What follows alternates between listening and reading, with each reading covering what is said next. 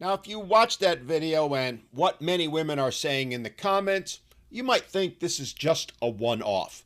One of those rare occurrences where a whack job makes an allegation against a man who came to her aid. Well, I hate to break it to y'all, but this isn't all that rare. In fact, it happens almost every single day. Now, I have a unique perspective on this because in my prior career, I was the head of IT in several companies. Before suggesting that it's better to let women die, he sets up his argument by claiming this kind of situation happens almost every day, implying that a significant percentage of women engage in false allegations. This serves as the justification to let women die rather than saving them and risk an allegation. Yet, he provides no actual data, only his personal experience. While personal experience isn't automatically invalid, it's far less reliable than concrete, objective data. And what's his qualification for making such a bold moral judgment you are about to hear? He mentions that he has worked as head of IT in several companies. So clearly, when he advises letting women die, it comes from years of careful ethical study in the tech industry. He must have spent his management days poring over moral philosophy and ethics textbooks to reach that profound conclusion. Let this be a reminder that having an impressive job doesn't guarantee wisdom. In fact, it often does the opposite. When someone is consumed by work, they often lack the time to read deeply or reflect critically. Indeed, his perspective is certainly unique. Uniquely evil, actually. Now let's skip ahead to the main point. He saves somebody from choking, then gets a complaint for SA. Then the girl apologizes. Then she now calls him a jerk. I can't even imagine if he had performed the CPR on her and had done mouth to mouth. Oh no. Yep. Be careful. Because I guess next time he's supposed to just like, no, not me. I'm just going to watch you just struggle. That is wild. In the end, this man hopefully has learned a valuable lesson, and I hope those of you who are watching this have too. While I know as men it's in our nature to help women, to come to their aid when they're in distress, but that's a mistake in this day and age where it's believe all women and me too. The risk of facing a false allegation, the risk of losing not just your job, but your reputation, indeed your freedom, simply because you did the right thing is too great. The best advice I can give you is to take the advice of women. The women who say, we don't need no man. We can take care of ourselves. I say, let them. If they're choking, if they're broken down on the side of the road, if they're being attacked, let them fend for themselves. Because in the end, the person who is more likely to suffer a terrible fate isn't her, it's you. What an absolute clown. If a woman is literally about to choke to death, how could anyone possibly suggest that facing a worse fate is even conceivable, even if you are falsely accused? What could be worse than standing by and watching someone die when you had the power to save them? And while the idea of believe all women may be a popular social attitude, it is not how the legal system operates. Convicting someone of a sexual offense is a lengthy and difficult process, and even women who are actual victims often withdraw their complaints due to the emotional and legal hardship involved. The term for this is complaint attrition, referring to how many cases drop out of the legal process. The standard of proof in criminal cases is beyond a reasonable doubt, and yes, it is possible for this standard to be met based on the testimony of just one victim, whether male or female. But it's not as though someone simply walks into a courtroom, says they were assaulted, and the accused is immediately convicted. Their testimony is scrutinized, challenged, and cross-examined. Credibility, consistency, and corroboration are all considered. It is not an automatic process of belief. Now, let's consider the workplace scenario. You save a woman, she falsely accuses you, and you lose your job. I'll be the first to say, that is horrible. Especially if it's a job that took years of hard work and dedication to achieve, a job that provided career progression and personal fulfillment. Losing all that over a false accusation would be devastating. But let's be clear, as devastating as that is, standing by and watching a woman die to avoid even the slightest risk of a false allegation is pure evil. There is no excuse for that level of cowardice. The fear of personal loss in this case does not justify letting another person lose their life. Now, I'll acknowledge that in many places, there is no legal obligation to act. Nicolai Dixon wrote, In the High Court case of Sutherland Shire Council and Hayman, Justice Brennan said that a man on the beach is not legally bound to plunge into the sea when he can foresee that a swimmer might drown. His Honor referred to Justice Windyer, who said that the law casts no duty upon a man to go to the aid of another who is in peril or distress not caused by him. And Lord Reed noted that when a person had done nothing to put himself in any relationship with another person in distress, mere accidental propinquity does not require him to go to that person's assistance. There may be a moral duty to do so, but it is not practicable to make it a legal duty. Consequently, there is no common law duty on a mere passerby or witness to an emergency to rush to the aid or assistance of a person in peril when the first person has done nothing to give rise to the peril.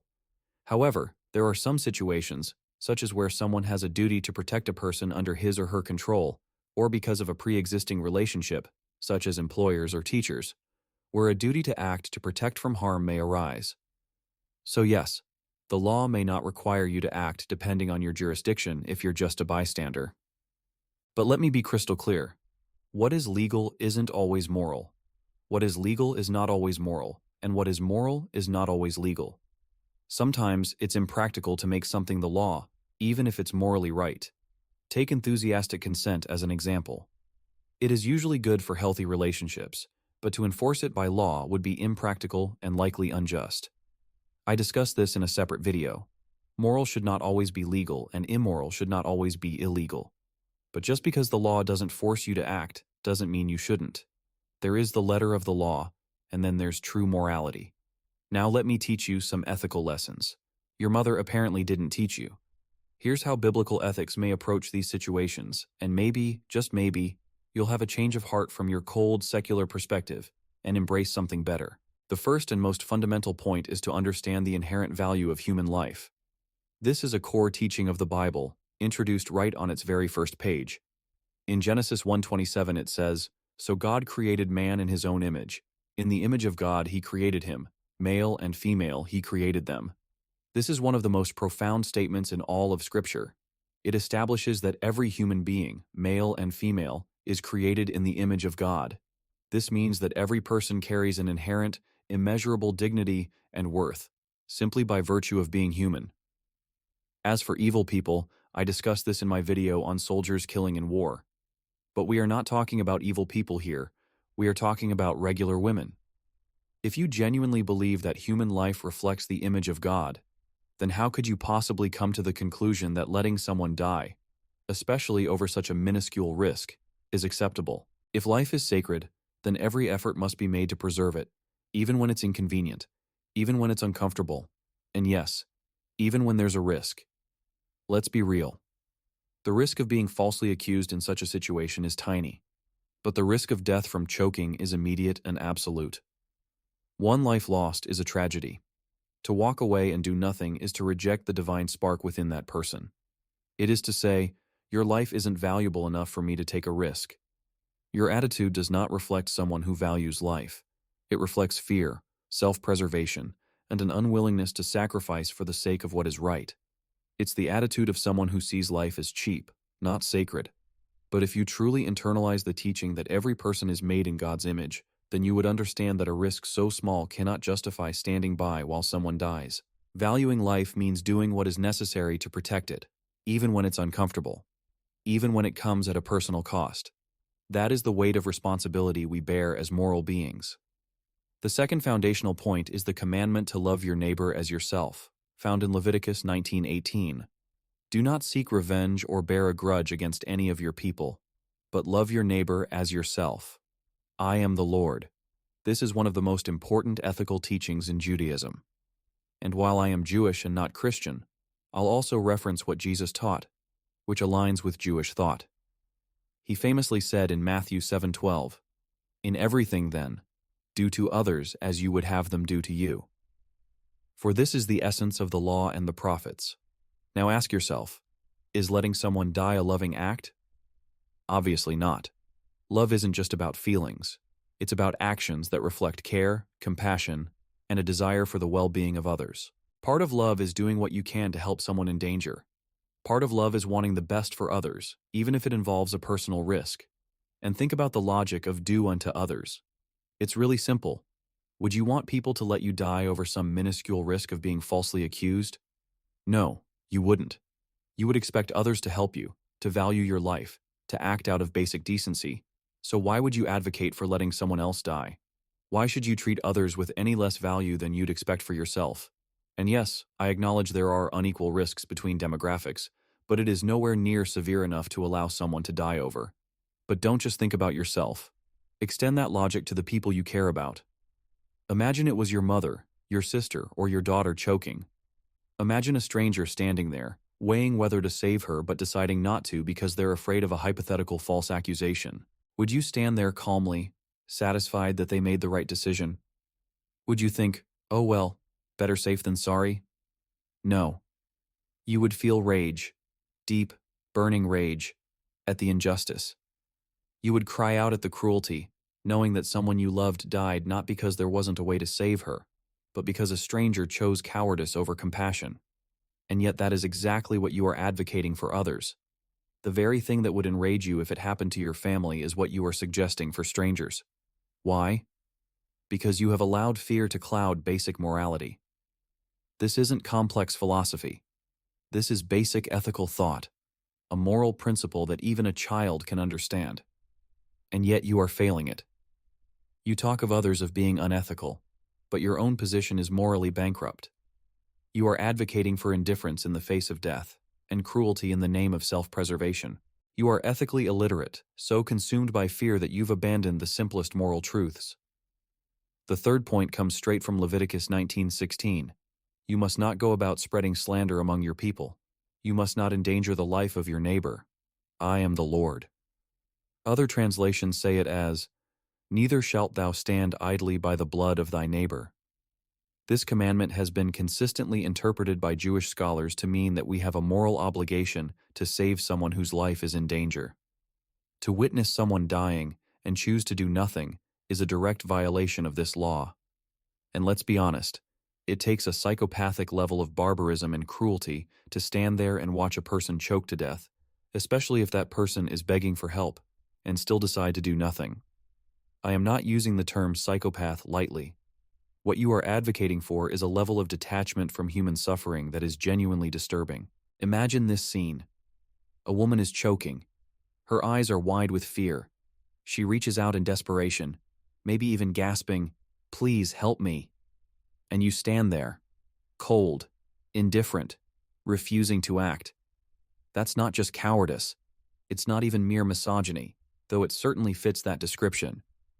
No, this is beyond misogyny. This is something much darker. This is satanic. This is diabolical. Because it is a rejection of every moral instinct that makes us human. It is a complete embrace of cruelty, selfishness, and evil. But here's the good news. You can overcome your evil inclination.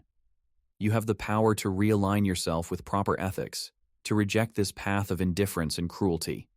And the first step is acknowledging the mistake. Apologize. Admit that advocating for letting women die was wrong, deeply wrong. And don't just apologize privately. Publicly correct your mistake. Make it clear that human life is too sacred to be weighed against personal fear. It's not too late to embrace basic decency, to choose empathy over cruelty, to choose life over death, to choose good over evil. The next point is that even if you cannot be moved by ethics, morality, or religious teaching, then at least think about it on selfish grounds. Think about the weight of regret that will sit with you for the rest of your life if you choose to walk away and do nothing. Imagine the moment playing over in your mind again and again. The image of someone choking, begging for help, and you standing there motionless, watching her die. Maybe you convince yourself at the time that it was better safe than sorry, that you were just protecting yourself. But that excuse won't save you from the gnawing thought that will creep into your mind every time you're alone. I could have saved her. And no matter how much you try to suppress it, that moment will never truly leave you. You'll think about it in the dead of night when you can't sleep. You'll think about it when you see a news story about someone dying. You'll think about it when you see a woman who reminds you of her. You'll wonder about her family, about her life, about what could have been. You'll ask yourself, what if I had acted? And you'll know that the only reason she is dead is because you stood back and chose fear over courage. And maybe no one else will know. Maybe you'll never be held accountable in a court of law. But you will know. Your conscience will know. And no amount of excuses will take away the crushing reality that you had the power to save a life, and you didn't. That's the kind of regret that haunts a person forever. And think of how this will change you. Every time you look in the mirror, every time you think about morality or courage, you'll be reminded that when the test came, you failed. You'll be forced to live with the knowledge that you became the kind of person who let someone die because of fear. And it won't just affect how you see yourself. It will affect every future moral choice you face.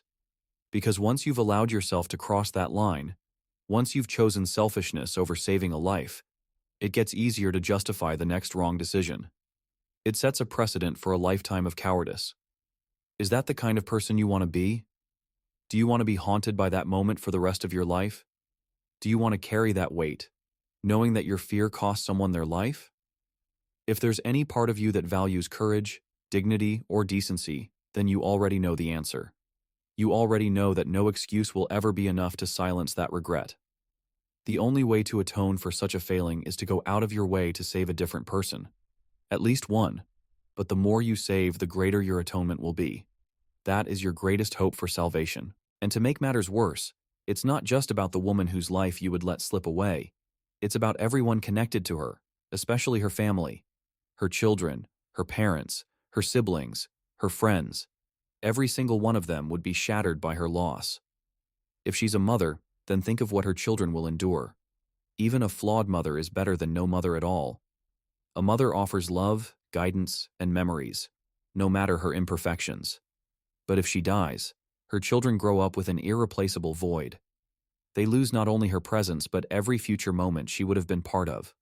Birthdays, graduations, weddings, simple daily comforts, and words of encouragement that only a mother can give. And it's not just about emotional loss. It's about the stability that a mother provides, the values she passes on, and the guidance that shapes a child's moral compass. Without her, her children are forced to navigate life with a wound that may never fully heal, and that wound will have been caused not by disease or accident, but by the cold decision of a stranger, someone who had the power to save her but chose fear and self-preservation instead. And what if she wasn't a mother yet, but could have been? What if she would have gone on to have children, to raise them, to contribute to future generations? By standing by and letting her die, you don't just take one life. You erase entire generations that will now never exist. This is the deeper meaning behind the verse in Genesis 4:10, "The voice of thy brother's bloods, crying out to me from the earth." Why bloods in the plural?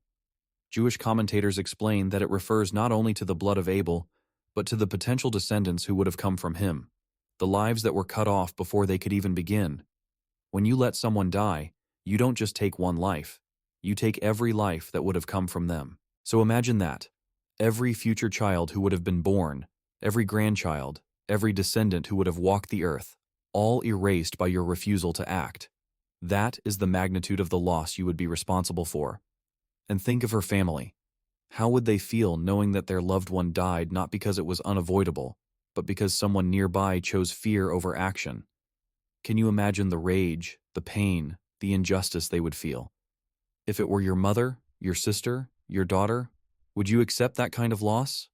Would you accept that someone stood by and let her die to avoid the slightest personal risk? The answer is obvious. And if you wouldn't accept it for your family, then don't justify it for anyone else's. If none of this is enough to convince you, then you are simply a psychopath. You need professional spiritual and psychological help, and I hope you acquire it. Now I want to explain the background choice for this video. The stance of this guy completely reverses one of the most common and noble male instincts, the desire to protect and save women. Throughout history, men have often been inspired by the knight in shining armor fantasy. The idea of stepping up in a moment of crisis, of being courageous, selfless, and heroic. And honestly, that's a good fantasy to have. It's rooted in something noble and meaningful, the desire to be strong not just for personal gain, but to protect those who are vulnerable. It reflects the best of masculinity, courage, sacrifice, and the instinct to shield others from harm. But here, you've completely reversed that fantasy. You've taken the instinct to protect and flipped it into an excuse for cowardice. Instead of seeing yourself as a protector, you're advocating to be a bystander. Instead of stepping in with courage, you're suggesting walking away in fear. And now, to the women who falsely accuse. The commandment is clear. You shall not bear false witness against your neighbor, Exodus 20:16 and Exodus 23:7. Stay far away from a false accusation. Do not kill the innocent or the just, for I will not acquit the guilty. These are eternal moral laws that speak to the seriousness of false accusations, for which the penalty will be severe. The evil woman who made the false accusation that sparked this entire discussion bears a heavy burden of guilt. Her false report didn't just harm one man. It didn't just ruin a reputation or endanger his career, which is evil enough. No, it planted a seed of fear that could lead to innocent women dying. This lie has contributed to a culture where men hesitate to act, hesitate to save a life, because they fear being destroyed by another false accusation. And it doesn't matter how rare or unlikely the risk is, it still creates fear and hesitation. And if that wasn't bad enough, lies like this harm the credibility of real victims. You've made it harder for women who have genuinely suffered to be believed. You've worsened the battle for justice that real victims have to fight. That is evil. And a note to everyone else: don't rush to judgment. Don't just accept an allegation as true before an investigation has been done. Don't assume someone is guilty just because of rumors, accusations, or emotional headlines. Yes, there are cases where a crime is caught on camera, and it's clear and obvious. But many cases are not so clear. Don't jump to conclusions. Don't treat someone as guilty just because they're under investigation. Wait for the evidence. Give space for the facts to emerge. And if the person is found to have done no wrongdoing, then that should be the end of it. Don't drag their name through the mud. Don't bring the matter up again. Don't spread whispers or gossip that casts unnecessary suspicion on someone who's been cleared. It's one of the cruelest forms of injustice to keep a shadow of doubt over someone who has been proven innocent. Imagine it was you. Imagine you were falsely accused and cleared, but still had people bringing it up, still whispering behind your back. Would that be fair? Would that be just? Of course not. False accusations can destroy careers, families, and even lives. They destroy trust.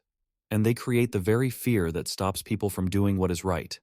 Guard yourself against false judgments. Be a person of integrity. Be slow to condemn when it's not clear and quick to seek the truth. Now you have learned a proper ethical approach on this matter. Thank you for listening. Please like, subscribe, comment, and share.